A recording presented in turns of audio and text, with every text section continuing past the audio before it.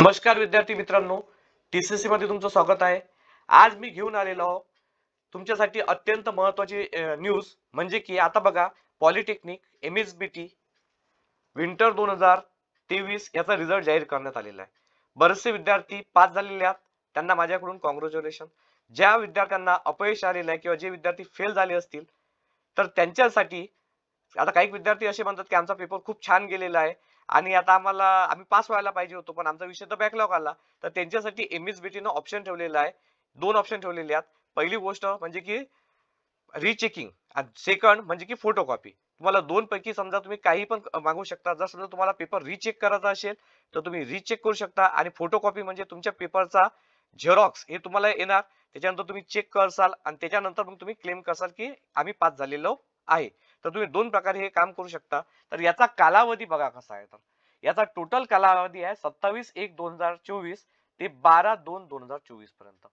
आता सर्वात आधी तुम्हाला काय करावं लागेल, इंटरनेट कॅफेवर जायचं आहे. 27 ते 29 च्या दरम्यान मध्ये ज्या विद्यार्थ्यांचा बॅकलॉग आलेला आहे त्यांनी काय करायचं आहे, एमएसबीटी साईटवर जाऊन कॅन्डिडेट लॉग इन वर जाऊन कुठल्या विषयाचा समजा तुम्हाला रिचेकिंग करायचा आहे किंवा फोटोकॉपी बनवायची आहे तर तिथं जाऊन तुम्हाला लॉग इन करून ते प्रिंट काढायची आहे. ते प्रिंट काढल्यावर 27 ते 30 च्या दरम्यानच तुम्हाला ते कन्फर्म करायचे आहे. कॉलेजमध्ये तुम्हाला ते भरायची आहे आणि त्याच्यानंतर त्याच्यात तुम्हाला शुल्क पण भरावा लागेल. जो कॉलेजचा जो समजा जो एक्झाम म्हणजे की गुण पडताळणीचा जो समजा हे असेल रिचेकिंगचा जो शुल्क असेल तो तुम्हाला भरावा लागेल किंवा फोटोकॉपीचा जो शुल्क असेल तो तुम्हाला भरावा लागेल.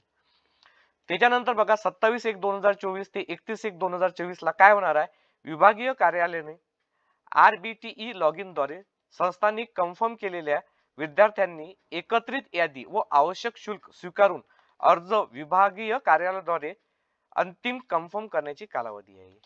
मग हे आता तुम्हाला याचा काही हे नाहीये. तुम्ही एक फक्त तुम्हाला फॉर्म भरायचा आहे 27 ते 29 च्या दरम्यान इंटरनेट कॅफेवर जाऊन आणि त्याच्यानंतर तो फॉर्म आणि त्यानंतर त्याचा शुल्क तो तुम्हाला कॉलेजमध्ये सबमिट करायचा आहे. बाकीचे जे आता हे बाकीचं आहे विभागीय कार्यालयाने कन्फर्म केलेल्या विद्यार्थ्यांच्या अर्जाची माहिती मुख्य कार्यालयाकडे पाठवण्याचा कालावधी 31 तारीख. मग तुमचे कॉलेज जे आहेत कॉलेजचे जे हे कार्यालय आहे ते जे मुख्य कार्यालय एमएसबीटी मध्ये ते पाठवतील. त्याच्यानंतर मग 1 तारखेला ते म्हणजे मूल्यांकन केंद्र विभागात ते जाणार. त्याच्यानंतर 1 ते 3 तारखेच्या दरम्यान काय होणार आहे, मूल्यांकन केंद्राने मंडळाच्या निर्देशनानुसार मूळ उत्तर पत्रिकेमधील गुणाची पडताळणी करण्याची कारवाई व मूळ उत्तर पत्रिकेची छाया प्रती काढण्याचा कालावधी म्हणजे 1 ते 3 तारखेच्या दरम्यान ते काय करतील, तुमचे जे एकाने झेरॉक्स आहेत म्हणजे जर तुम्ही फोटोकॉपी जर मागवला असेल तर तुम्हाला पेपरची झेरॉक्स काढतील किंवा जर समजा जर तुम्ही रिचेकिंगला टाकला असेल तर तुमची ते रिचेकिंगची ते पडताळणी करतील.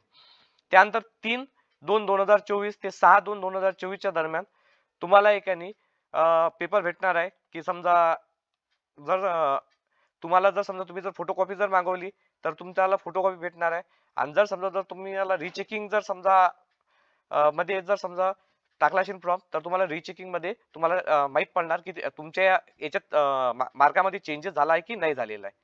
जर समजा जर गुणामध्ये जर समजा बदल झाला असेल तर तेव्हा मग 7 ते 8 च्या दरम्यान मध्ये ते कार्यालय म्हणजे की जिथून समजा तिथं तुम्ही फॉर्म भरलेला कॉलेजच आहे हे काम करणार आहे.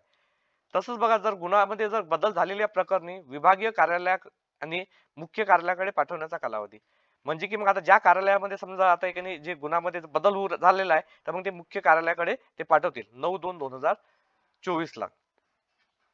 तसंच मग बघा आता ज्या विद्यार्थ्यांनी समजा फोटोकॉपी समजा बोलावलेली आहे तर फोटोकॉपीची उत्तर पत्रिका संबंधित संस्थेला देण्याचा कालावधी म्हणजे 9/2/2024 ते 10/2/2024 ला जे जे समजा फोटोकॉपी समजा मागवली असेल तर त्यांना एकाने संस्थेमध्ये येऊन जाईल आणि त्याच्यानंतर एकाने तुम्हाला 10/2 ते 12/2 च्या दरम्यान त्याची फोटोकॉपी भेटून जाईल 10 ते 12 च्या दरम्यान. मग ती फोटोकॉपी भेटल्यावर तुम्हाला काय करावं लागेल, चेक करावं लागेल की तुमचं किती बरोबर आहेत काय बरोबर आहे एखाद्या कॉलेजच्या सर कडून आणि त्याच्यानंतर ते तुम्हाला सांगतील की जर तुम्हाला किती मार्क्स वाढतात किती मार्क्स कमी होतात. जर समजा तुमचे जर मार्क्स वाढले तर तुम्हाला काय करावं लागेल, ते फोटोकॉपी घेऊन डबल एक फॉर्म भरावा लागेल एमएसबीटी लॉग इन वर आणि त्याच्यानंतर नेक्स्ट प्रोसिजर होईल. पण ज्या मुलांनी फक्त एकाने रिचेकिंगलाच फॉर्म टाकलेला आहे तर त्यांचा रिझल्ट एकाने 12/2/2024 ला जाहीर होऊन जाणार. समजा एकाने गुण पडताळणी तर हा रिझल्ट जाहीर होऊन जाणार.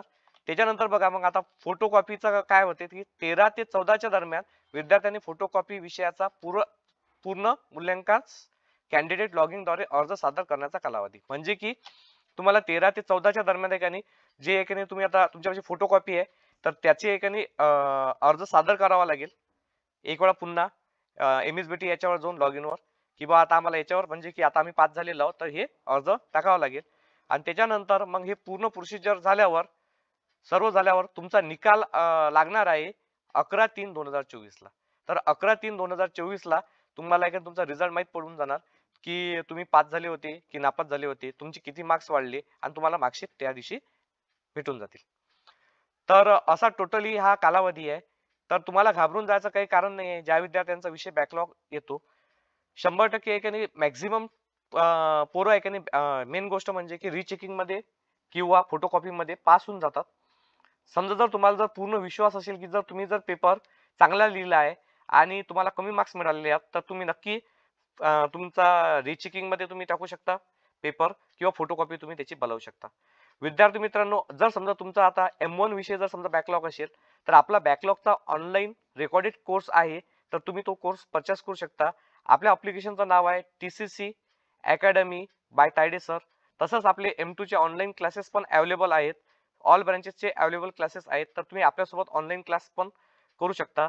जर तुम्हाला हा व्हिडिओ आवडला असेल तर नक्की तुम्ही या व्हिडिओला लाईक करा, आपल्या चॅनलला सबस्क्राईब करा आणि जर समजा तुम्हाला काही इन्फॉर्मेशन जर लागली तर मी डिस्क्रिप्शन मध्ये माझा नंबर दिलेला आहे.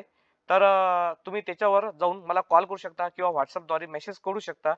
आणि हेच इन्फॉर्मेशन ज्या विद्यार्थ्यांचा विषय समजा बॅकलॉग असेल किंवा ज्यांना कमी मार्क्स मिळाले असतील तर तुम्ही हा व्हिडिओ शेअर करू शकता जेणेकरून त्या विद्यार्थ्यांचा फायदा होणार म्हणजे की जे विद्यार्थी रिचेकिंगला किंवा फोटोकॉपीला टाकू शकतील.